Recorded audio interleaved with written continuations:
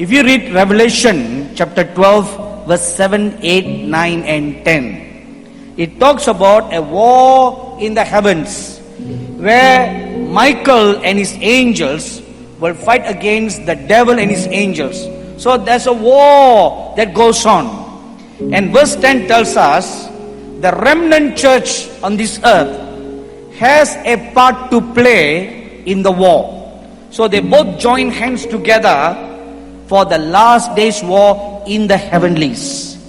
And for the angels of God to win over the war in the heavenlies, the remnant church on the earth must participate together. Let me give you an example. In Exodus chapter 17, Israel goes to war with Ai in the valley of Rephidim. And God told the prophet Moses to go up on a mount, and he is to lift up his hands while Joshua and his army are fighting the war. So Aaron and Ur goes up together with Moses up on a mount, and Moses lifts up his hands, and the war goes on. And Joshua and the Israelite army were winning the war. But you know, when you put up your hands, after some time you'll get tired. So you'll tend to lower down your hand. That is why most Christians today, foreseeing the tightness of their hands, they always lift up their hands halfway. Amen? So you know why put up when you get tired? Instead of lowering it down, you are already well prepared. You are very, very wise. So you put it halfway.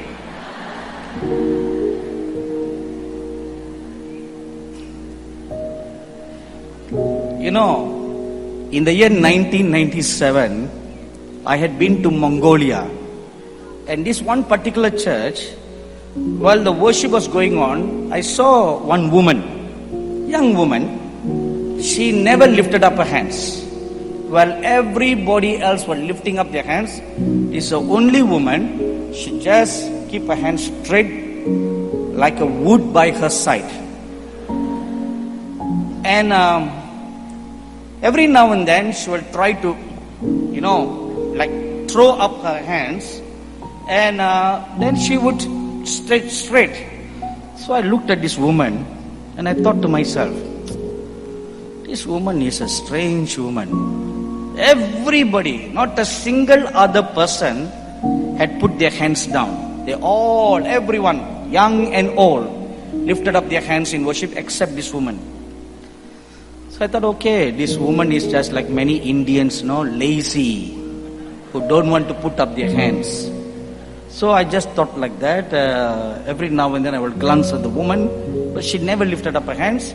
But occasionally she will just like try to put up her hand.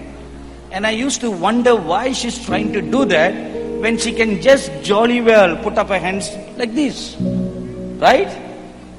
Jolly well and jolly be. Amen.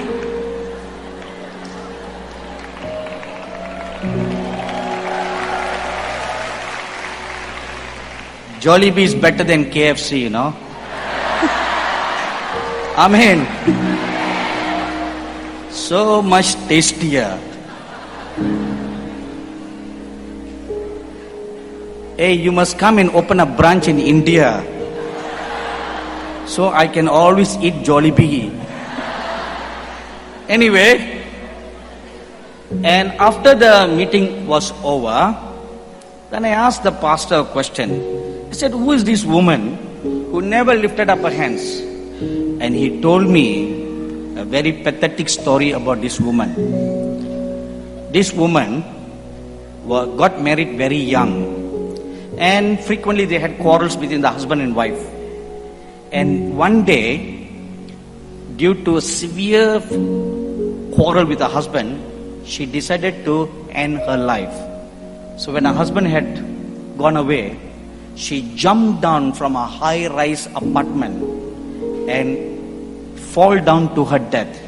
So when she fell down, she stretched out her hands to stop her fall. And in the fall, her hands broke to pieces. And she survived, miraculously she survived, but her two hands were broken to pieces. And the doctors could not put back her bones again. And instead of two hands, now she has two wooden hands. And the pastor told me, every time in worship, this woman will be crying when others are lifting up their hands. And she will struggle to push up her hands so that by the force of a push, she hoped that her hands will go up so that she can worship God. You know, when I heard that, I felt so condemned for judging that woman. Don't laugh. Don't laugh. I'm going to make another point after that.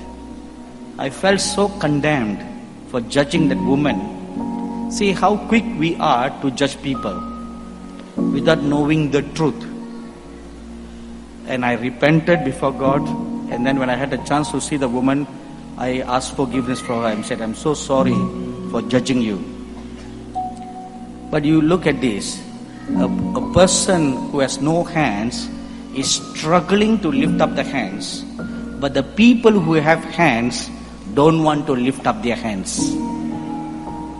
So perhaps you should exchange your hands with her. Amen? Any volunteers? So Moses was lifting up his hands, and every now and then, when his hands get tired, he will let down the hands. When he lets the hand down, Israel will be losing the war. And Aaron and Ur saw that, and they realized there was a connection between Moses lifting up his hands and letting it down. So they quickly rolled a huge boulder under Moses, made him sit down, and they stood by either side to hold up his hands so that Israel can win the war. Now what is the relationship between Moses holding up his hands and Israel fighting the war? What is the connection? There shouldn't be any connection. The angels of God are fighting together with Israel. But what is the connection to do? So I took it up before the Lord in prayer, because the Lord was teaching me about spiritual warfare and to train the youth army for the end time warfare. So I asked him this question, Lord, what is the connection between Moses lifting up his hands and Israel winning or losing the war? And this is what the Lord explained to me. He said, have you seen a lightning conductor on the roof of the houses? Have you? Do you have a lightning conductor on the roof of your house? Now for the lightning to be specifically guided to the ground without randomly striking anywhere, the lightning conductor on the roof of a house safely guides it to the intended way, to the intended path, to the intended direction. In the same manner, when God calls someone to participate together in a spiritual warfare, let's say the captain on the earth, when he lifts up his hand, he is like the lightning conductor, and the angels coming down from heaven will look at the man that God has appointed with his hands stretched out, and they know this is their man, this is the captain of the Lord, and they come through him to fight together with the earthly army. So this is our part in the last days war. So the young people who are going to be engaged, to be involved in the last days war, should be trained, should be taught how to war in the heavenlies.